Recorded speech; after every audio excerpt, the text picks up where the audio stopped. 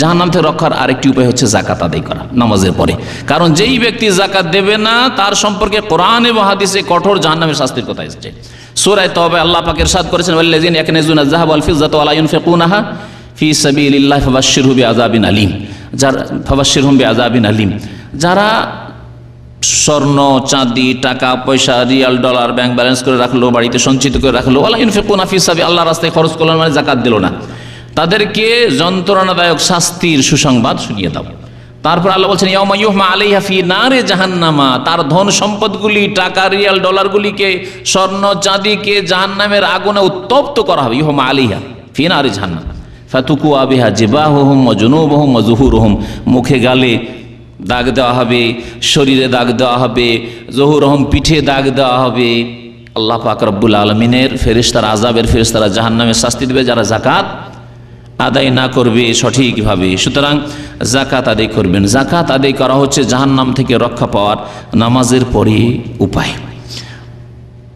জাহান্নাম থেকে রক্ষার 7 নম্বর উপায় হচ্ছে রোজা পালন করা, সিয়াম পালন করা, ফরজ রোজা আদায় করা, এবং ফরজের সাথে সাথে মাঝে মাঝে ফরজের পরে সারা বছর 11 মাস আর কোনো রোজা নেই এমন জানেন না হয়, যাতে করে নফল রোজাও মাঝে মাঝে রাখেন। কারণ নবী করিম সাল্লাল্লাহু আলাইহি সাল্লামের একটি হাদিস আছে, ইন্নামাস সিয়ামু জুন্নাহ, সিয়াম রোজা হচ্ছে ঢাল, ঢাল বর্ম। ইয়াস্তাজান্ন, কিরকম ঢাল, কেমন ঢাল? ইয়াস্তাজান্ন বিহাল আবদু মিনান নারে, বান্দা তা দিয়ে জাহান্নাম থেকে নিজেকে রক্ষা করে। তাহলে রোজা রাখলে জাহান্নাম থেকে হেফাজতে থাকবেন, যেমন নবী করিম সাল্লাল্লাহু আলাইহি সাল্লাম এই হাদিস প্রমাণ করে। নবী সাল্লাল্লাহু আলাইহি ওয়াসাল্লাম আরেকটি হাদিস বলেছেন, মান সামা ইয়াওমান ফি সাবিলিল্লাহ, কেউ যদি আল্লাহর রাস্তায় একটি রোজা রাখে, আল্লাহর রাস্তায় একটি রোজা রাখে অর্থাৎ আল্লাহর সন্তুষ্টির জন্য একটি রোজা রাখে, এটা হচ্ছে ব্যাপক কথা। আর কেউ কেউ বলেছেন না, জিহাদ ফি সাবিলিল্লাহ গেছে, কষ্টের কাজ, কষ্টের রাস্তায় গিয়েছে, তারপরে সেখানে রোজা রাখে। তাহলে মাঝে মাঝে নফল রোজা রাখা কষ্টের দিনে, বড় দিনে, তাপের দিনে, এগুলি হচ্ছে এমন আমল যে নবী করিম সাল্লাল্লাহু আলাইহি ওয়াসাল্লাম তার ফজিলত বলেছেন, বাদ আল্লাহ ওয়াজহাহু আনিন নার 70 খরিফান, আল্লাহ পাক তার মুখমণ্ডলকে জাহান্নাম থেকে 70 বছরের দূরত্বে রাখবেন, 70 বছরের দূরত্ব রাখবে। তাহলে জাহান্নাম থেকে রক্ষা পাওয়ার উপায় হচ্ছে বেশি বেশি নফল রোজা রাখা, আর তার আগে ফরজ রোজায় যেন কোনো রকমের ত্রুটি না থাকে। মুত্তাফাকুন আলাইহি, বুখারী মুসলিমের হাদিস। জাহান্নাম থেকে রক্ষার আর একটি উপায় হচ্ছে 8 নম্বরে আল্লাহকে ভয় করা। আল্লাহকে ভালোবাসার সাথে আল্লাহকে ভয় করতে হবে, যেমন ভালোবাসতে হবে তেমন ভয়ও করতে হবে। দেখেন, জালেম যদি আপনার ম্যানেজার থাকে, ফোরম্যান, সুপারভাইজার থাকে, ভয় করেন কিন্তু ভালোবাসেন না, ঠিক না? আচ্ছা, আবার স্ত্রী ভালোবাসেন কিন্তু ভয় করেন না, ভয় করেন, স্ত্রীকে ভয় করেন না। আজকালকার কিছু দুর্বল পুরুষ আছে, হয়তো হতে পারে, সেটা ব্যতিক্রম। কিন্তু আসলে হচ্ছে যে কোনো ব্যক্তি দুর্বলকে, হ্যাঁ ওই রকমই উদাহরণ দিচ্ছি, কর্মক্ষেত্রে মদির আপনাকে ভয় করেন না কিন্তু ভালোবাসতে পারে, কাজ নেওয়ার জন্য ভালোবাসে আপনাকে। কিন্তু আল্লাহ পাক রব্বুল আলামিনের ক্ষেত্রে কেমন হইতে হবে? যেমন ভালোবাসতে হবে তেমনই ভয়ও করতে হবে। যেমন যদি আদর্শ আব্বা হয়, আদর্শ বাবা, আদর্শ মা, তাহলে ছেলে মেয়েরা ভালোবাসে বাপ মাকে আর ভয়ও করে, আবার ভালোবাসে, খুব ভালোবাসে, কিন্তু একটু ভুল করে দিলে ভয়ে কাঁপে যে কি যে করবে আমার আব্বা, কি যে হবে আজ বাড়িতে গেলেই ভয় করে, কিন্তু ভালোবাসে তার সাথে সাথে। আল্লাহ পাক রব্বুল আলামিনকে ভালোবাসতে হবে এবং তার সাথে সাথে ভয়ও করতে হবে। এই আশা করে থাকলে হবে না যে আল্লাহকে ভালোবাসি আল্লাহ দেবেন জান্নাত, না, ভয়ও করতে হবে যে কি জানি কোন ভুলে আল্লাহ যদি ধরে নেন তাহলে কঠোর শাস্তি হয়ে যাবে। সুতরাং সতর্ক থাকতে হবে গুনাহ থেকে। আল্লাহ পাক রব্বুল আলামিনকে ভালোবাসা, কোরআনে কারীম, আল্লাহ পাক রব্বুল আলামিনকে ভয় করা সম্পর্কে কোরআনে কারীমের বহু আয়াত রয়েছে। তার মধ্যে একটি আয়াতে আল্লাহ পাক ইরশাদ করেছেন, আম্মা পারাতে রয়েছে, ফাআম্মা মান খাফা মাকামা রাব্বিহি ওয়া নাহান নাফসা আনিল হাওয়া ফাইন্নাল জান্নাতা হিয়াল মাওয়া। যারা আল্লাহ পাক রব্বুল আলামিনের সামনে, রবের সামনে দাঁড়ানোকে ভয় করলো, আল্লাহর সামনে দাঁড়াতে হবে, জবাবদেহি করতে হবে, এবং এর প্রমাণ পেশ করলো কি দিয়ে? ওয়া নাহান নাফসা আনিল হাওয়া, নিজের কুপ্রবৃত্তির অনুসরণ থেকে নিজেকে বাঁচিয়ে রাখলো। আল্লাহকে যেহেতু ভয় করে সেই জন্য নিজেকে পাপ থেকে, গুনাহ থেকে বাঁচিয়ে রাখলো। তাহলে আল্লাহকে ভয় যদি করে, ফাইনাল জান্নাত হিয়াল মাওয়া, তাহলে জান্নাত হচ্ছে তাদের বাসস্থান। জান্নাত পাবে। আল্লাহ পাক রব্বুল সূরা রহমানে ইরশাদ করেছেন, ওয়ালিমান খাফা মাকামা রাব্বিহি জান্নাতান, যারা আল্লাহর সামনে দণ্ডায়মান হওয়াকে ভয় করলো তাদের জন্য এক জান্নাত নয় 2 জান্নাত রয়েছে। সুবহানাল্লাহ। আল্লাহ পাক রব্বুল 2 জান্নাত কেমন ভাবে দিবেন? 2 জান্নাত হইতে পারে, জান্নাত মানে বাগান, আল্লাহ পাক এমন বাগান দেন, আপনি দুনিয়ার বাগান মনে করিয়ে না যে আমারও তো দুনিয়া বাগান আছে। আম বাগানের যারা মালিক, অথবা খেজুর বাগানের মালিক, অথবা আঙ্গুরের বাগানের মালিক, ভাবিয়েন না আপেলের বাগানের মালিক। আল্লাহ পাক রব্বুল জান্নাত দেবেন 2 জান্নাত। কেমন জান্নাত হবে তা মানুষের কল্পনায় আসতে পারে না, যেমন নবী করিম সাল্লাল্লাহু আলাইহি সাল্লাম বলেছেন। তাহলে জাহান্নাম থেকে বাঁচার উপায় হচ্ছে আল্লাহকে ভয় করা। নবী করিম সাল্লাল্লাহু আলাইহি সাল্লাম একটি হাদিস ইরশাদ করেছেন, আবু হুরায়রা রাদিয়াল্লাহু তাআলা বর্ণনা করেছেন, হাদিস তিরমিজিতে রয়েছে, লা ইয়ালাজুন নার, 2 শ্রেণীর লোক জাহান্নামে যাবে না। 2 শ্রেণীর লোক জাহান্নামে যাবে না। তার মধ্যে এক হচ্ছে রাজুলুন বাকা মিন খাশিয়াতিল্লাহ, যে ব্যক্তি আল্লাহর ভয়ে কাঁদতে পারল। আমি আপনি প্রত্যেকে চিন্তা করে দেখুন তো, যে আল্লাহর ভয়ে কোনোদিন কাঁদতে পেরেছেন?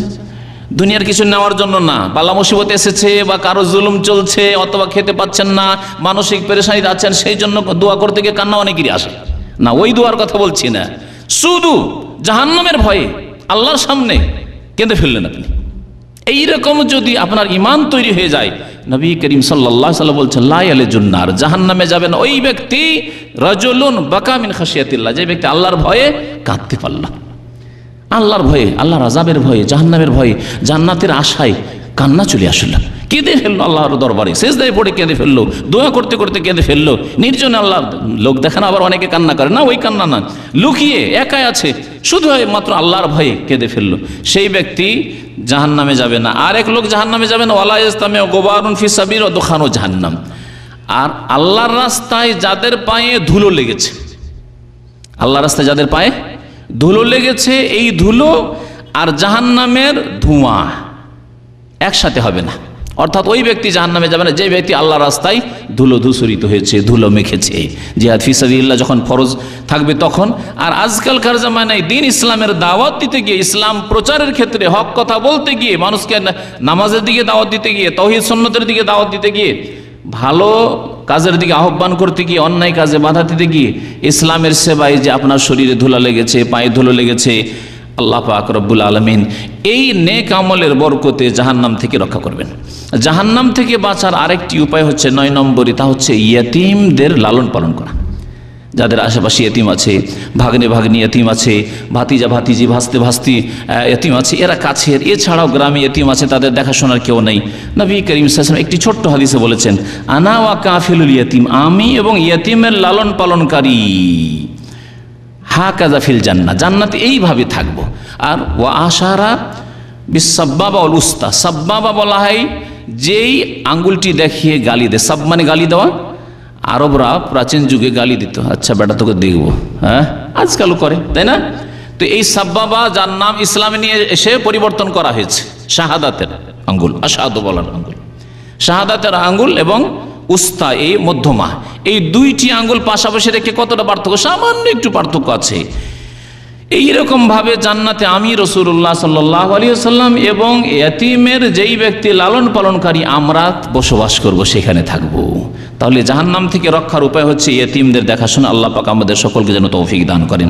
জাহান্নাম থেকে বাঁচার শেষ উপায়, 10 নম্বর উপায় দিয়ে আমি শেষ করছি আজকের আলোচনা, তা হচ্ছে এই জবানের বাকশক্তির হেফাজত করা, জিহ্বার হেফাজত করা, আর লজ্জা স্থানের হেফাজত করা। আর এই বিষয়টি অত্যন্ত ব্যাপক, এর ওপরে 1-2টি বক্তব্যের প্রয়োজন হতে পারে।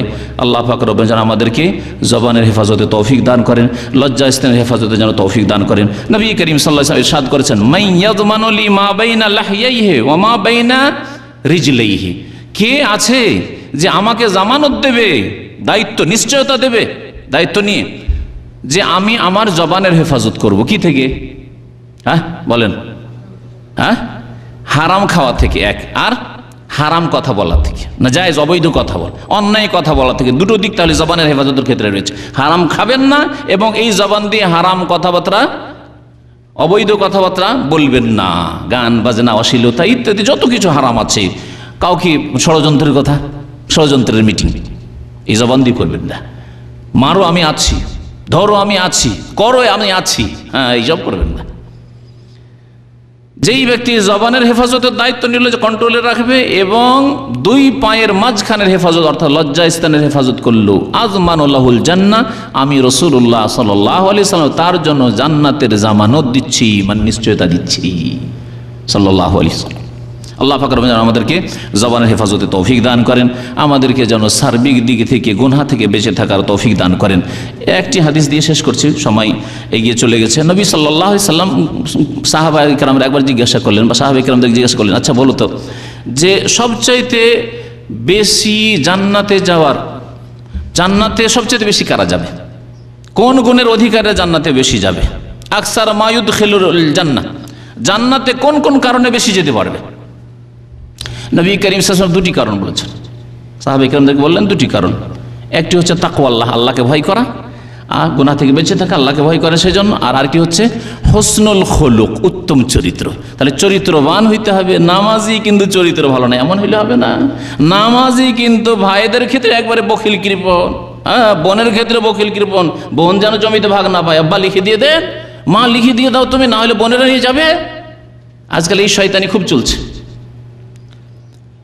আল্লাহর ভয়ের পরে উত্তম চরিত্র মানুষের সাথে, বান্দার সাথে, যার সাথে আপনি বসবাস করছেন, যেখানে আছেন, যেখানে থাকবেন, উত্তম চরিত্রের অধিকারী হবেন। এটি হচ্ছে জান্নাতে যাওয়ার মুখ্য কারণ। আর জাহান্নামে যাওয়ার মুখ্য কারণ হচ্ছে, নবী করিম সাল্লাল্লাহু আলাইহি ওয়াসাল্লাম বলেছেন, ওয়া আকসার মা ইউদখিলুন নার, আর সবচেয়ে বেশি জাহান্নামে দাখিল করবে যেই কারণগুলি দুটি, আল আজওয়াফান, দুই পেট। নবী সাল্লাল্লাহু আলাইহি ওয়াসাল্লাম এই হাদিসে বলেছেন দুই পেট। এক পেটের নাম হচ্ছে আল ফাম, আর আরেকটি ফার্জ। ফাম মানে মুখ, আরেকটি হচ্ছে লজ্জাস্থান। তাহলে মুখের হেফাজত করতে হবে, মুখমণ্ডল মানে মুখের এই জবানের হেফাজত করতে হবে, আর হেফাজত করতে হবে লজ্জাস্থান হেফাজত করতে হবে। আল্লাহ পাক রব্বুল আলামিন যেন আমাদেরকে তৌফিক দান করেন। ইবনে মাজার হাদিস, আল্লামা নাসিরুদ্দিন আলবানী হাদিসটিকে হাসান বলেছেন। আল্লাহ পাক আমাদেরকে যেন জাহান্নাম থেকে রক্ষা করেন। আল্লাহ পাক আমাদের সকলকে যেন জান্নাতুল ফিরদৌস দান করেন। আমাদের যেসব ভাইয়েরা ইন্তেকাল করেছেন, মোমেন মোমেনাত বোনেরা, আল্লাহ পাক তাদের যেন রুহের মাগফিরাত করেন। বিশেষ করে আমাদের অত্যন্ত শ্রদ্ধাভাজন প্রিয়জন ইঞ্জিনিয়ার আমজাদ সাহেবের আগে আপনাদেরকে দোয়া করতে বলেছিলাম। তিনি ঢাকা হসপিটালে বেশ কিছুদিন থেকে ভর্তি ছিলেন। এখান থেকে যাওয়ার পরে এখানে নিয়মিত 10 বছর ধরে আসতেন। তার ইন্তেকাল হয়েছে গতকালকেই, বা তার আগের রাতে, আগের রাতে ইন্তেকাল হয়েছে। আল্লাহ পাক যেন তাকে জান্নাতুল ফিরদৌস দান করেন। তার আত্মীয় স্বজন যারা রয়েছে তাদেরকে আল্লাহ সান্ত্বনা যেন দান করেন। আল্লাহ পাক তার গুনাহ খাতা যেন মাফ করেন। আল্লাহ পাক তার কবরের আযাবকে যেন দূর করে দেন। কবরের জীবনকে আল্লাহ পাক যেন সুখী করেন। এছাড়াও অনেকে ইন্তেকাল করেছে, বলছেন মুসা ভাইয়ের আম্মা ইন্তেকাল করেছেন, এইরকম আর ভাই বললেন আমাকে একটু আগে। আল্লাহ পাক যেন সকলকে জান্নাতবাসী করেন। আল্লাহ পাক যেন গুনাহ খাতা যেন মাফ করে দেন। আমিন ইয়া রাব্বাল আলামিন। আল্লাহুম্মা গফির হাইয়িনা ওয়া মাইয়িতিনা ওয়া শাহিদিনা ওয়া গায়িবিনা ওয়া সাগীরিনা ওয়া কাবীরিনা ওয়া ذكرنا وأنثانا اللهم من أحييته منا فأحيه على الإسلام ومن توفيته منا فتوفه على الإيمان اللهم لا تحرمنا أجره ولا تفتنا بعده اللهم اغفر لهم وارحمهم وعافهم واعف عنهم وأكرم نزلهم ووسع مدخلهم واغسلهم بالماء والثلج والبرد ونقهم من الخطايا كما ينقى الثوب الأبيض من الدنس وأبدلهم دارا خيرا من دارهم وأهلا خيرا من أهلهم وزوجا خيرا من زوجهم وأدخلهم الجنة ووقهم من عذاب القبر وعذاب النار سبحان ربك رب العزة عما يصفون وسلام على المرسلين والحمد لله رب العالمين.